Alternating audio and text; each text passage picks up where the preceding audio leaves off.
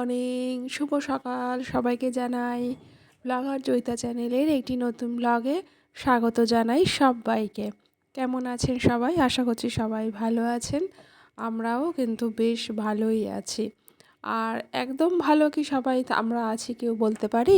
আমরা তো কেউ সেরকম বলতে পারবো না, তাই না? ভালো মন্দ মিলিয়ে আমরা সবাই বেশ ভালোই আছি। তো যাই হোক, আজকে সকালবেলা কাজকর্ম দিয়েই ব্লগটি শুরু করলাম, কিন্তু কেন সেটাই শুরু করলাম তার বৃত্তান্ত অবশ্যই জানাচ্ছি। তো আজকের হচ্ছে আমার কাজের মাসি আসবে না, তো বুঝতেই পারছেন আমাকে সমস্ত রকম কাজকর্ম করতে হচ্ছে। তবে শীতের সকাল তো রোদটা কিন্তু খারাপ ওঠেনি, ভালোই রোদ উঠেছে, ফলে ছাদে বসে রোদের মধ্যে কাজ করতে মন্দ লাগছে না। কিন্তু কিন্তু হচ্ছে আমাদের হচ্ছে ডিউটি রয়েছে, উনি বেরোবেন ডিউটিতে। ছেলের স্কুল যদিও এখন নেই, এখন ছুটি আছে, ক্রিসমাস ছুটি এখন রয়েছে। তো সেই জন্য সময়টা একটু হলেও পাচ্ছি, কিন্তু যদি স্কুল থাকতো আমি এই সকালবেলায় কাজকর্মগুলো করা ভীষণ চাপের হয়ে যেত। তো সকালে কাচাকুচি থেকে শুরু করে, বাসন মাজা থেকে শুরু করে, কাপড় জামা মেলে দেওয়া থেকে শুরু করে, তারপরে চা করা, টিফিন করা, রান্না করা, উরি বাপরে বাপ, আর পারছি না। বলতে বলতেই আমি হাঁপিয়ে যাচ্ছি। তাহলে কাজকর্ম করতে করতে কী অবস্থা হয় তাহলে ভেবে দেখুন একবার শুধু। তো যাই হোক, ওই সব বলে বসে থাকলে তো আর হবে না, কাজকর্ম তো করতেই হবে। মাসি আসবে না বলে সংসার তো আর অচল হয়ে যাবে না, তাই না? তো সব রকম কাজকর্ম সেরে আমি কিন্তু গিয়েছিলাম বিকেলবেলা সবাই মিলে আমরা একটু ঘুরতে, এনজয় করতে। দেখেছেন কত জামা কাপড় পেছনে, প্রায় এক গামলায়, বড় গামলার এক গামলা আমি জামা কাপড় কেচেছি। তবে বেশ মানে খারাপও যেমন লাগছিলো, আবার বেশ সময়ও কেটে যাচ্ছিলো।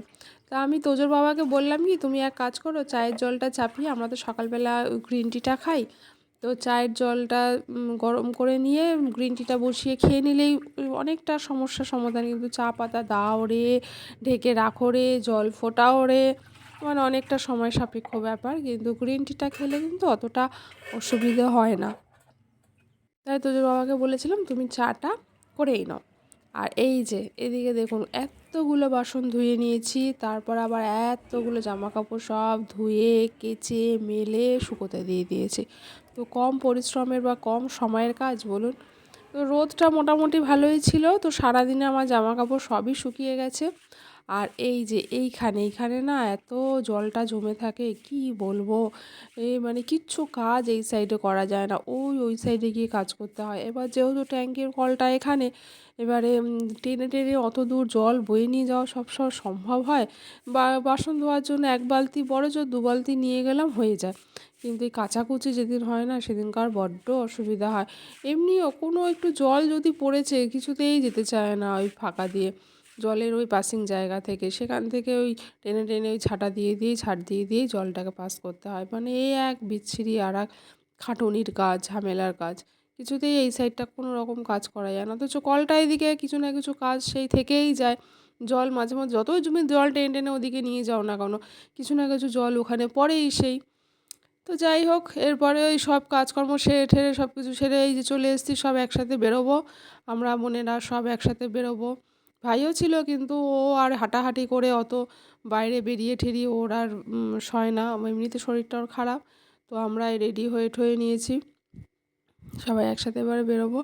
তো খাওয়া দাওয়াগুলো কিছুটা তো বাড়িতে করেছি, আর টুকটাক বাইরে যা হবে ঠাবে, বাকি ডিনার বাড়িতে এসেই করব।